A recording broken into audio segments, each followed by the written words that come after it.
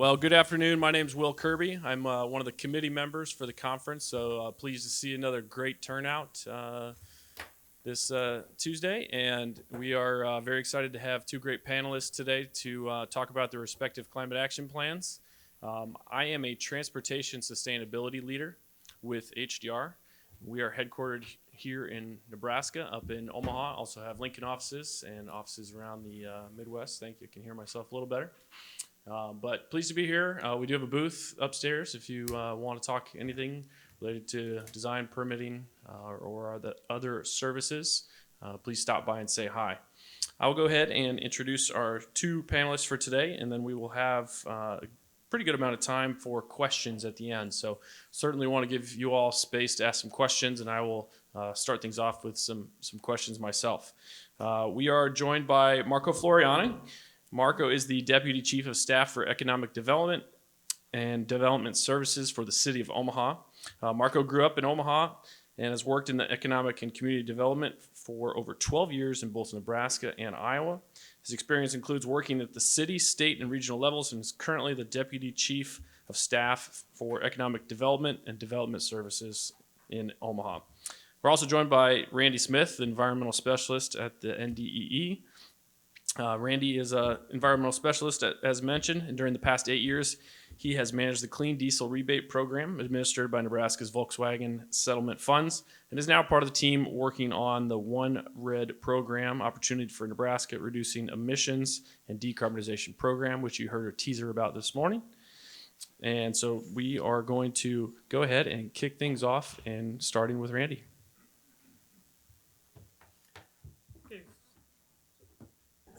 So thank you all for coming this afternoon. If you were here from the start of the conference this morning, you heard a very quick overview of this program from Kara Valentine, so we'll go into a little bit more detail here. So Nebraska is one of 45 states and over 60 metropolitan areas participating in EPA's Climate Pollution Reduction Grant Program.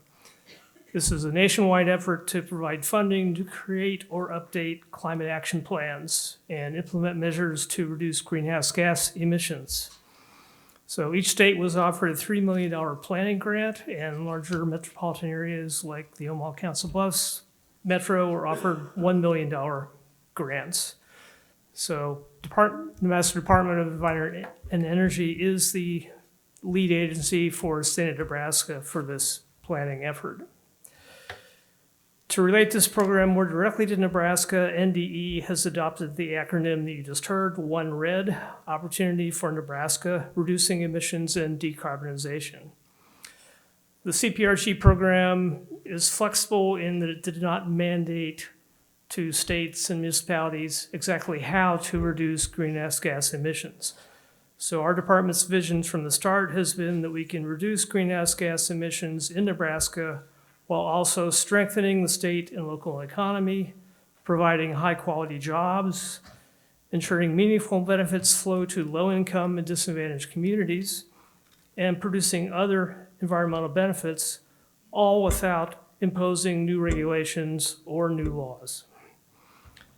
Nebraska's first product from this program is a Priority Climate Action Plan that was completed March 1st of this year. All the measures the department has proposed in that plan are voluntary and tied to actual or potential financial incentives. And again, NDE is not planning to pursue legislation or propose new regulations to achieve the goals of the program. Our planning efforts have led to the award of $307 million to implement some of the planned measures over the next 5 years. Our intention is to use these funds to provide environmental and financial benefits to all parts of the states, including both urban and rural areas. So let's step back and look at how the entire climate pollution reduction program is structured. There's 2 phases, planning and implementation. For the planning phase, in March of last year, NDE applied for the $3 million planning grant, and the award funds came in August. The main point of that planning grant is to develop 2 climate action plans. The first is the Priority Climate Action Plan that we submitted on March 1st. which focuses on the 2025 to 2030 timeframe. In that plan, we proposed high-impact, readily implemented voluntary measures to achieve significant greenhouse gas emissions reductions by 2030. The second planning document is a comprehensive action plan that originally was to be due in August of next year, but that deadline has been extended to December 1st of 2025. That plan is required to include measures covering all major economic sectors. It has to include estimates of greenhouse gas reductions out to 2050 and setting greenhouse gas reductions targets for the state.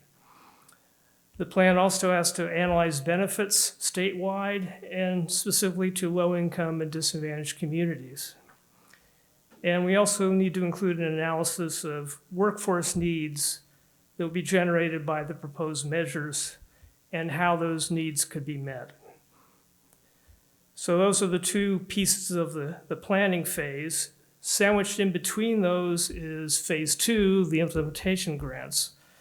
Submitting Nebraska's Priority Climate Action Plan made our department eligible to apply for a grant to implement measures proposed in that plan. That grant application was due on April 1st of this year, which was only a month after the Priority Climate Action Plan was submitted. So stepping back, here's a brief look at Nebraska's first statewide climate action plan. I have to qualify that with statewide because the city of Lincoln was the first entity in the state that came up with a climate action plan. So our plan identified 12 voluntary incentive-based measures covering all economic sectors to provide greenhouse gas emission reductions throughout the state and provide other environmental, public health, and economic benefits.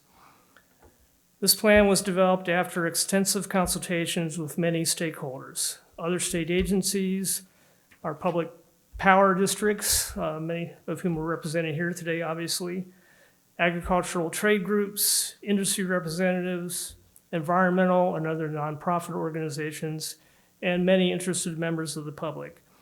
So although NDE played the lead role, this has been an extensive team effort, which we could not have accomplished without all that input from the rest of the state. So here's the list of measures in that Priority Climate Action Plan, which we've grouped into these categories: energy efficiency and electrification, solar projects, agriculture, transportation, and waste management. Now, unfortunately, we don't have time in this presentation to cover all these measures in detail. The Priority Climate Action Plan is available as a PDF file from download from the department website, and I'll have the URL for that at the end of the presentation. To move to implementation funding, the department had to make some hard choices to determine which measures would be included in that implementation grant application. In the end, we brought forward 8 out of those 12 measures to seek implementation grant funding. The measures shown in orange in this slide are those that were not included in that application. And some of the main considerations here were availability of other grant funds that could fund these actions, and in some cases, just difficulty of implementation.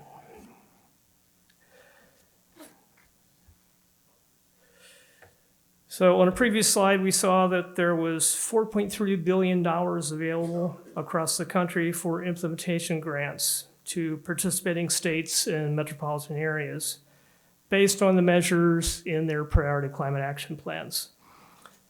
The funding limit for individual applications was $500 million. So this slide shows EPA's map of the winners in that competition. EPA encouraged applications from coalitions based on particular measures.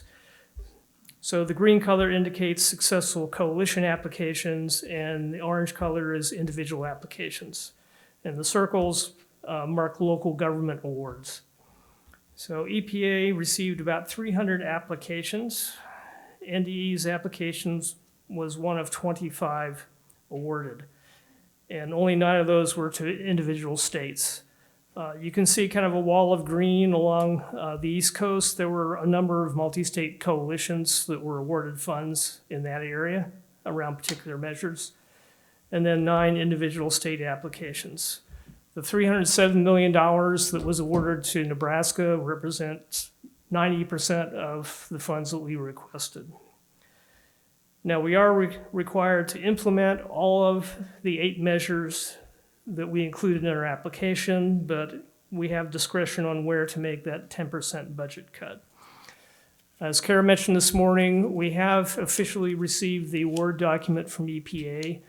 Now we have kind of the long task of getting things going in this program.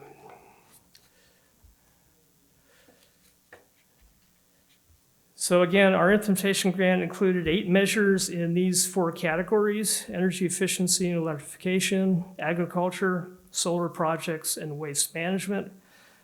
For this presentation, we're going to highlight the solar measures and the agriculture measure because it's large and impacts a major economic focus of the state.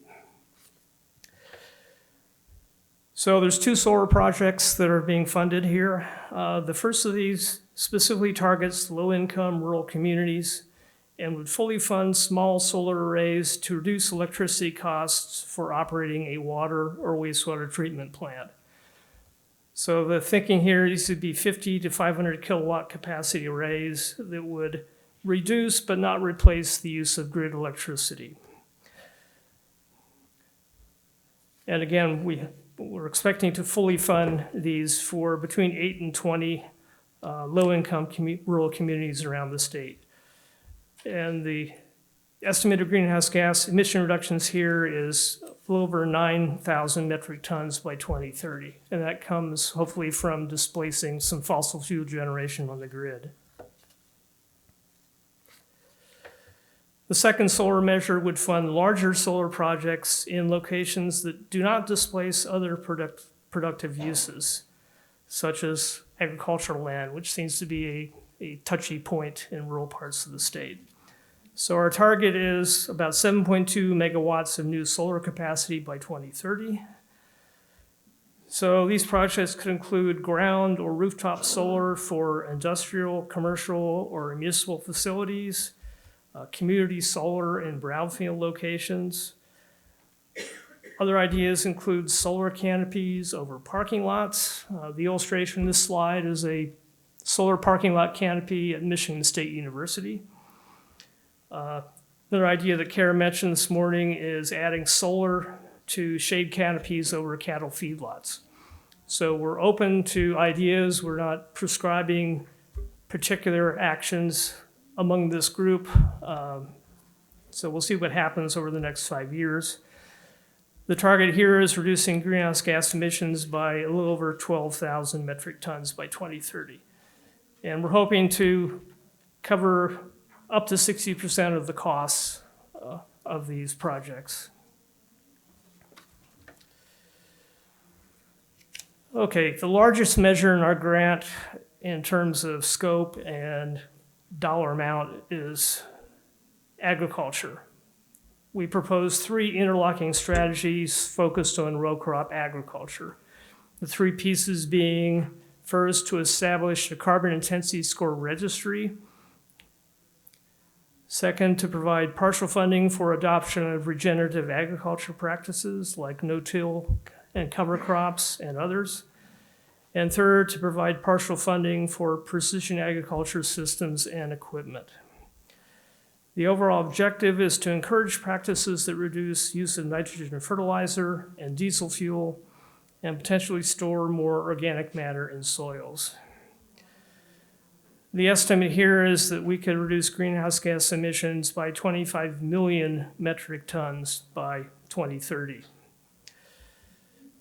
So stepping back here to the carbon intensity score registry, a carbon intensity score is a measure of the amount of greenhouse gas emissions tied to a process, in this case, producing a crop.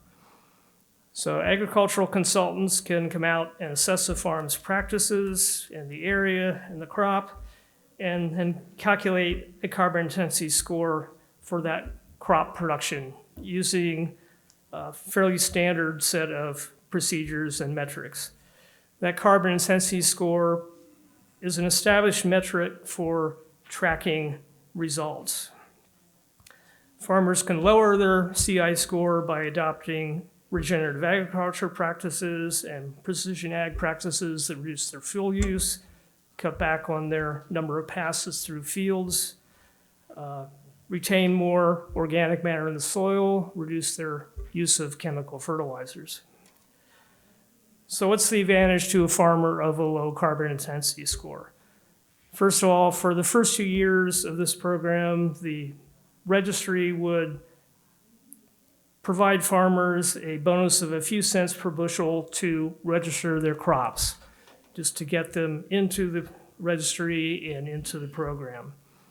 But over the longer term, there are upcoming federal tax credits and requirements of the California ethanol market that provide the ethanol industry with a financial incentive to lower the CI score of their ethanol product. And one potential component of that lowering is using input crops that have a lower CI score. So the idea here is the registry will provide a platform for accumulating and validating carbon intensity scores for crops across Nebraska. And if we can reach critical mass of farmers in particular areas with low CI scores, they should be able to get higher prices for their crops from their local ethanol producer. And in the long term, market forces will kick in, and farmers will also realize that they are lowering their input costs and having a higher return for their investment by adopting these practices that just happen coincidentally to lower greenhouse gas emissions for the state. So summing up, the total estimated greenhouse gas reductions for all the measures in our implementation grant is about 26 million metric tons by 2030.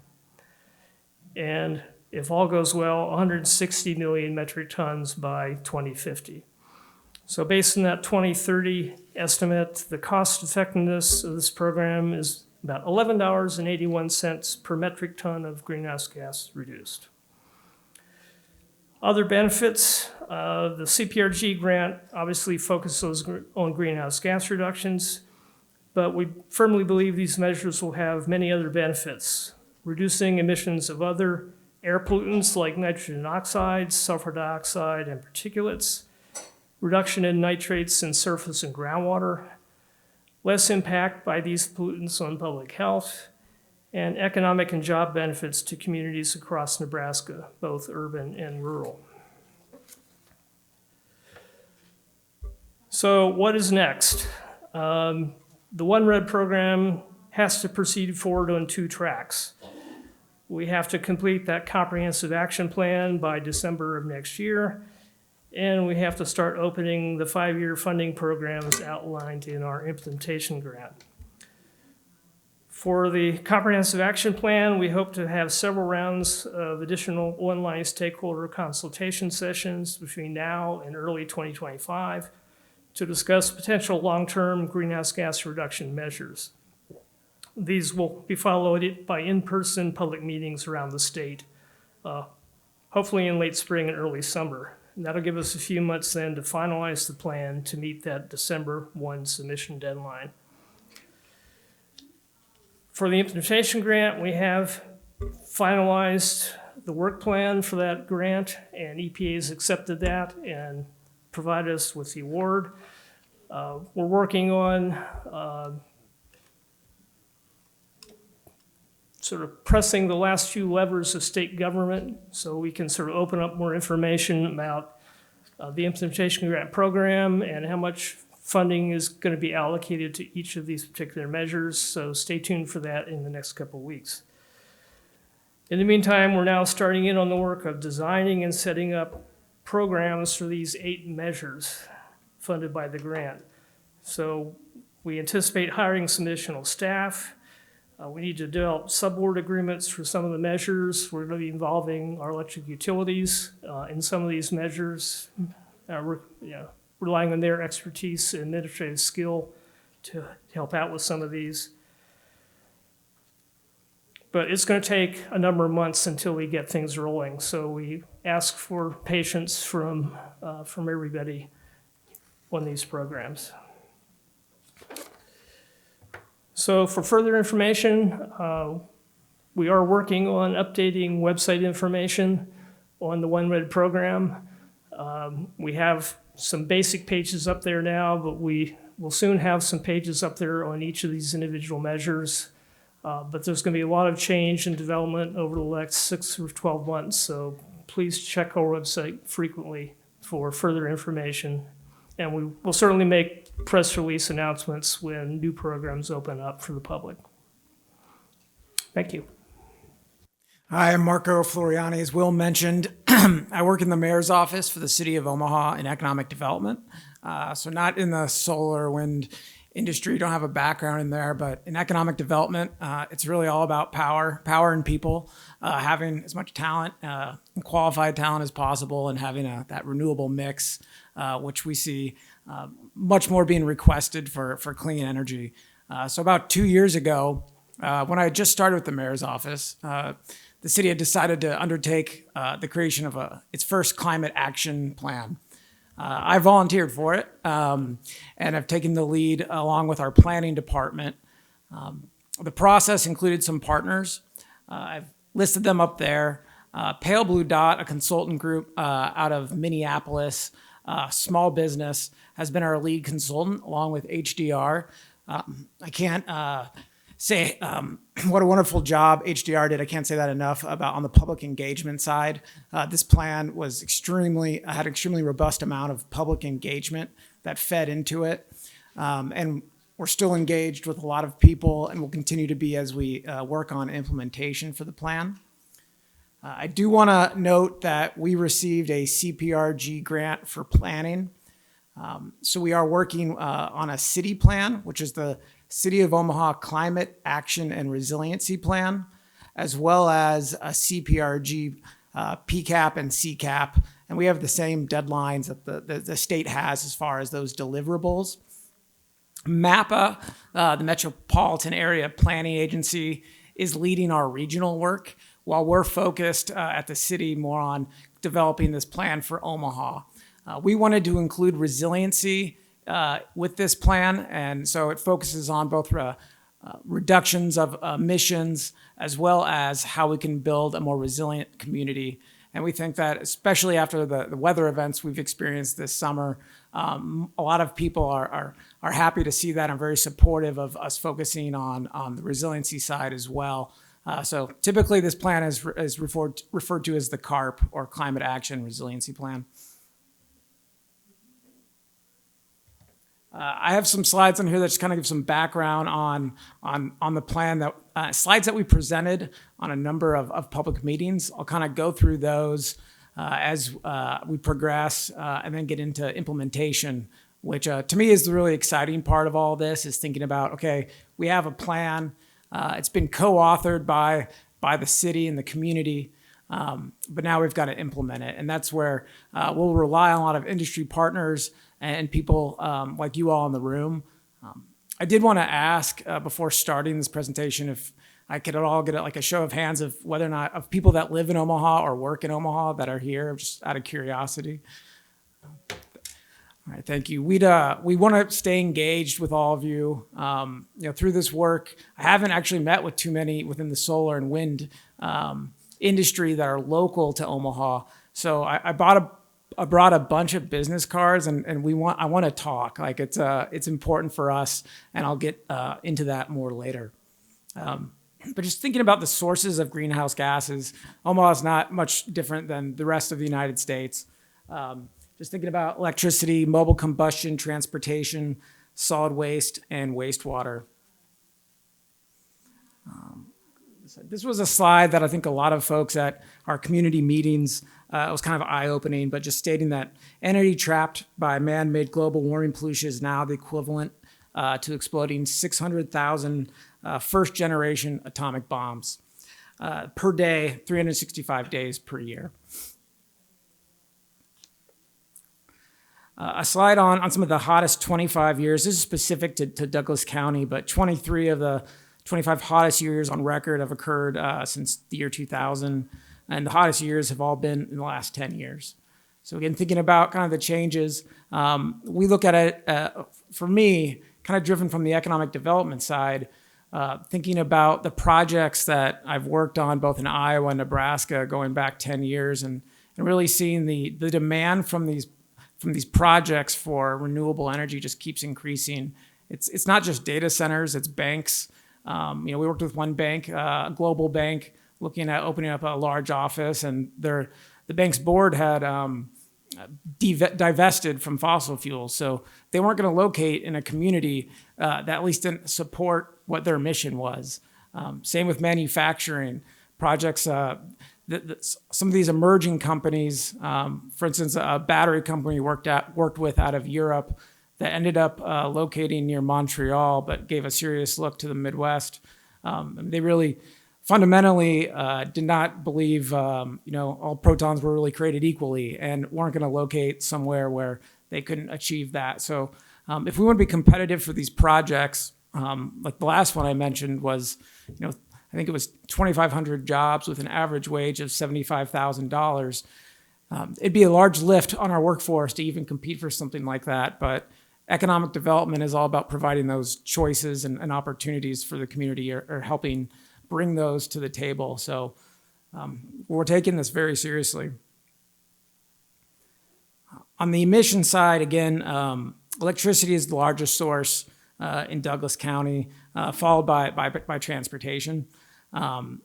Transportation and electricity have also seemed to be the two topics when we've held community meetings. Most people are interested in contributing to that dialogue. We just did an active mobility plan as a city to really look at trail networks and doing more connections to find multimodal ways to travel across the community. We're seeing more mixed use, denser development that will make it hopefully easier to connect those places with other forms of transportation. This was another slide that I think a lot of people, we saw a lot of eyes open doing these meetings all across the city.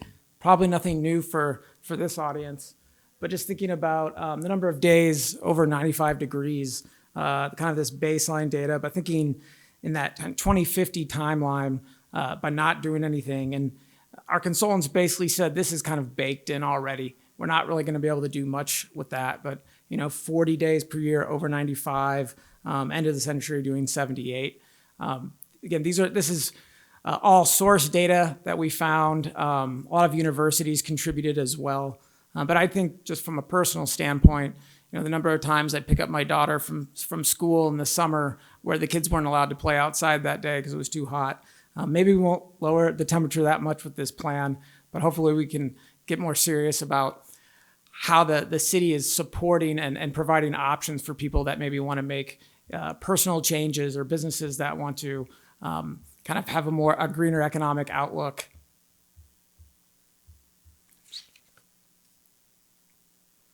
Looking at the impacts, potential climate change impacts, we really saw kind of waste management, flooding and water resources, air quality, transportation, and buildings and energy there.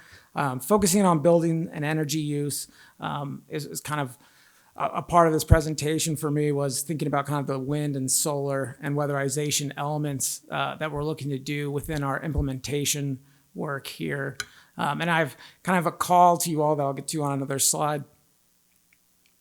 The goals, though, in a nutshell, are to reduce greenhouse gas emissions 52% by 2035 and 100% reduction by 2050. Getting climate action, purposeful activity to address climate change and reduce our contributions to it. Resiliency it's being able to withstand change, and should an event occur, we're able to kind of bounce back and have that resiliency. And I like to think bounce back better than we were before. About the process, similar timeline as the state, but also our city work with the Climate Action Resiliency Plan. We had more independence to kind of move at our own pace in that regard. So we started this, it's been about an 18-month process. We had a planning team or a working group of 100 people that met pretty regularly, primarily virtual meetings for those groups, and then 50 community partners.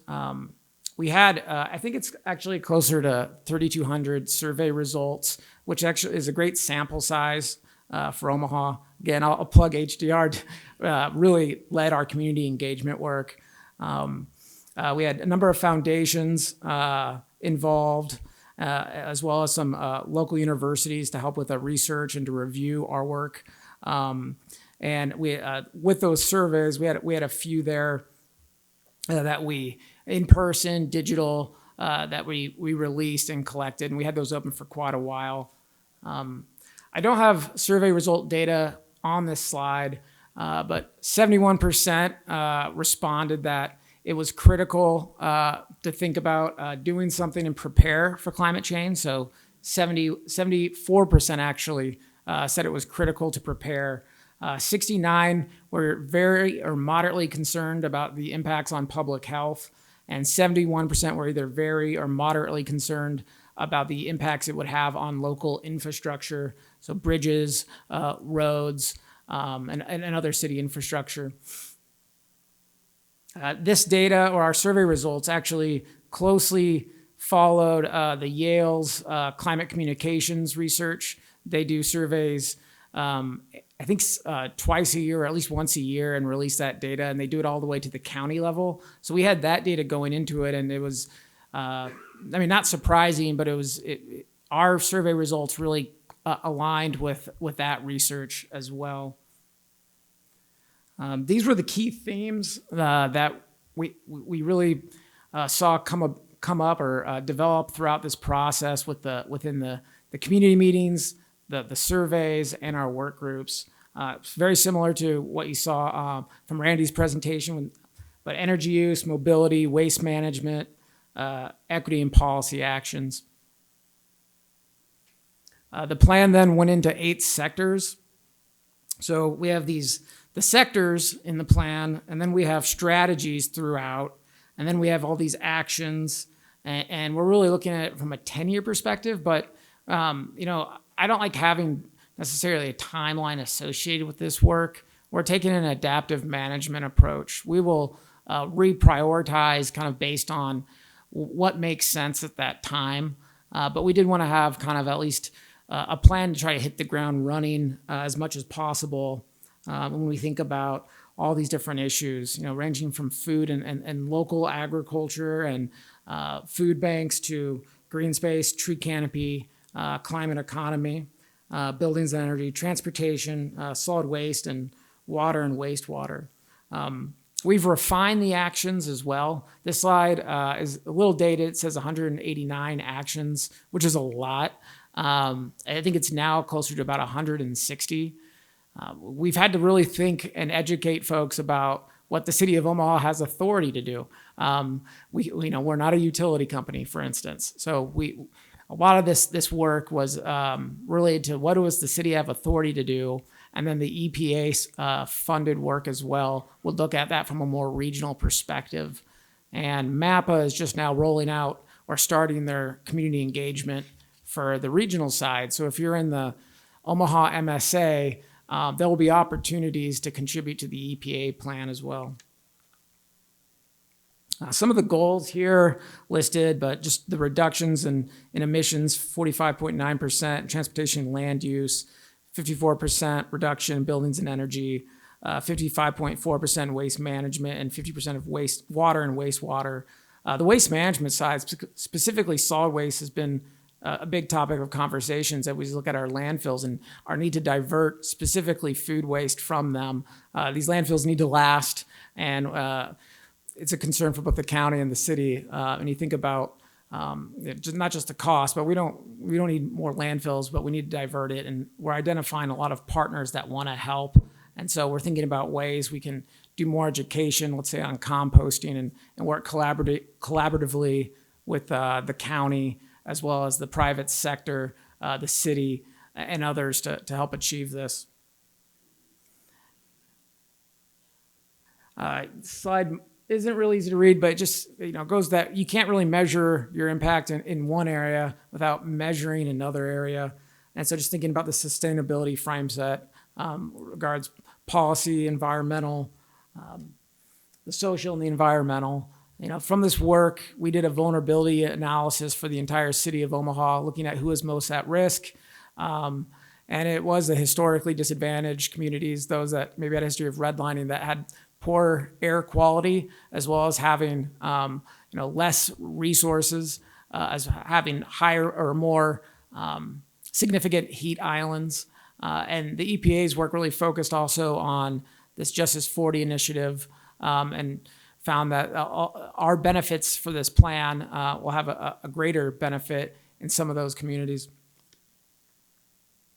Again, that commitment to planning of equity and engagement, thinking about those topics along with the partnership opportunities for innovation, and the priorities identification.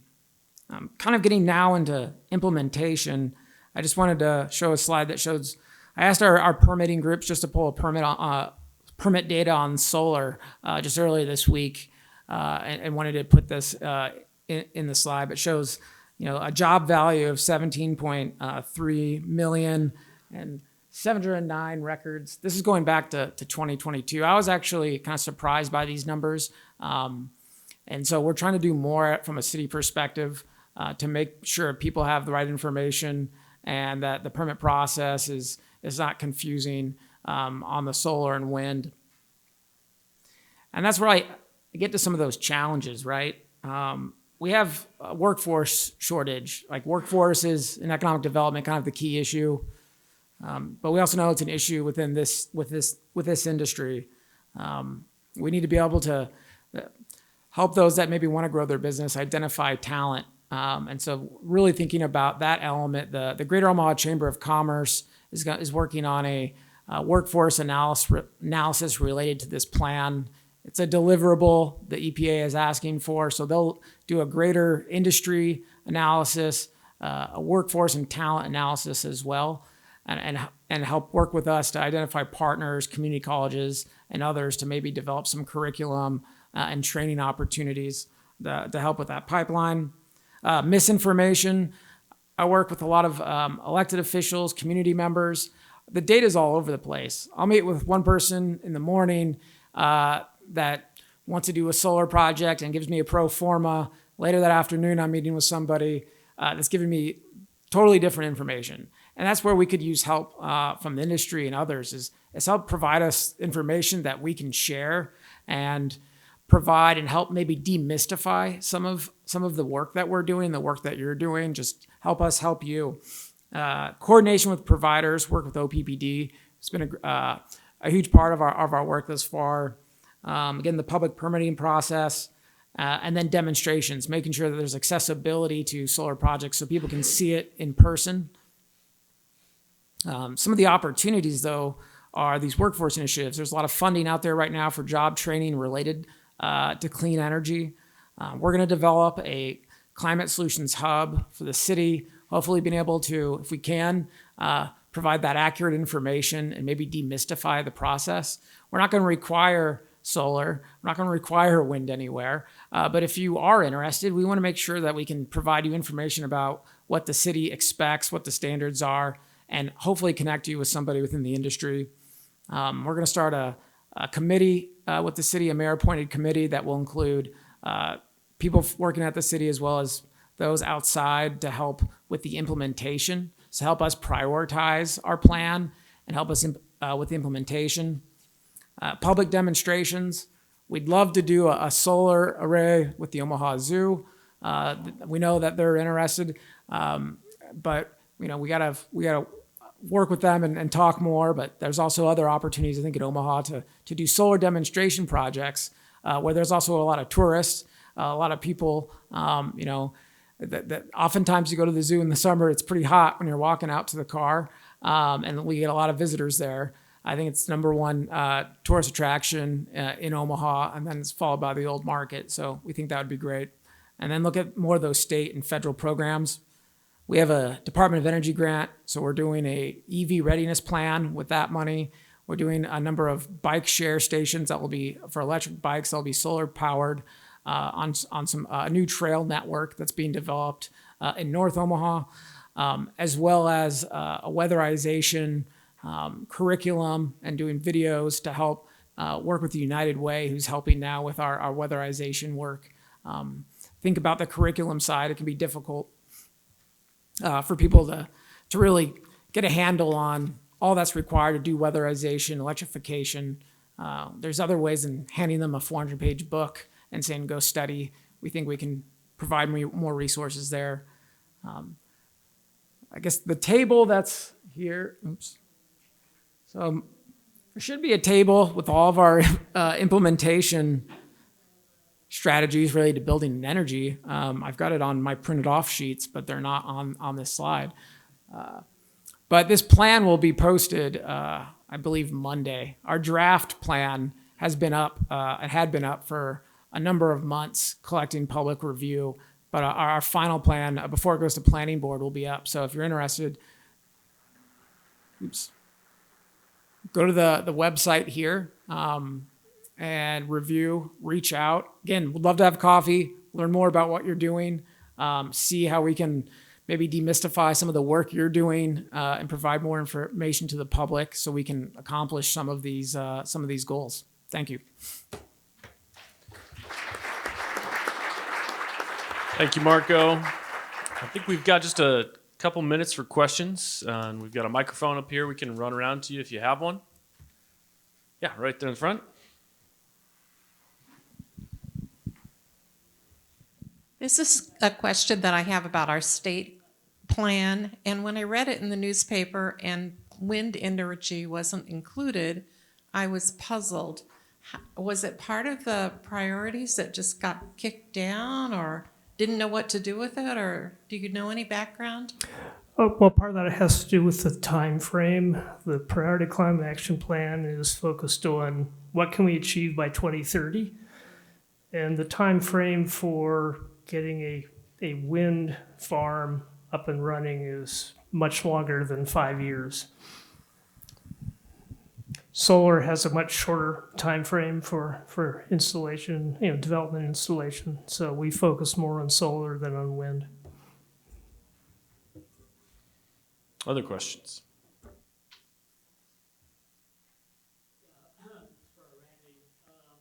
Grab the mic.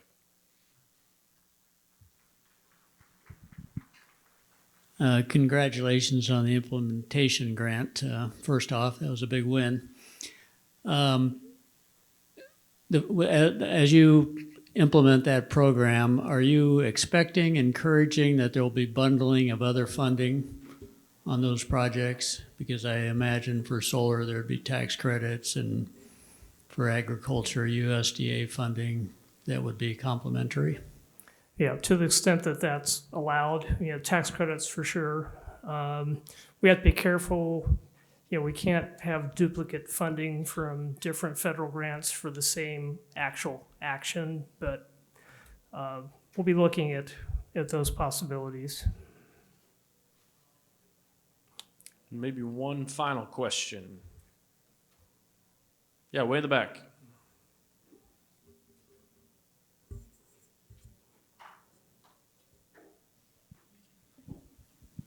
All right, so this can be a little bit annoying. I know that's for the gentleman from Omaha. Obviously you pointed out that you are limited to an extent for what you can do as a city. But I was just sort of wondering if there was anything you were working on to kind of help encourage OPPD to achieve actual carbon neutrality by 2050. Because as far as I'm aware, they're still constructing gas peaker plants, which this was the case last year as well. But if you're actually targeting a 2050 net zero point, you're going to need to either shut those down, before they've run their full lifespan out, or take a pretty hefty loss some other way, or just keep going. So just wondering if there was anything that the city of Omaha was trying to do in order to push OPPD to actually help achieve those carbon zero goals. Yeah, I think we're focused primarily on what we can do for neighborhoods and businesses. And, when it comes to pushing on those goals, the more electrification we see in households, the more businesses we see that show interest. OPPD is responsive, and they'll be a partner with us on that. And then we'll continue and address, issues like building codes, try to keep those updated to at least within the most current cycle. And a lot of those building codes focus on efficiency. So I think, by kind of those examples, we can get there together. All right, well, we are out of time, but I want to give our speakers one more hand, and they will be around if you have more questions.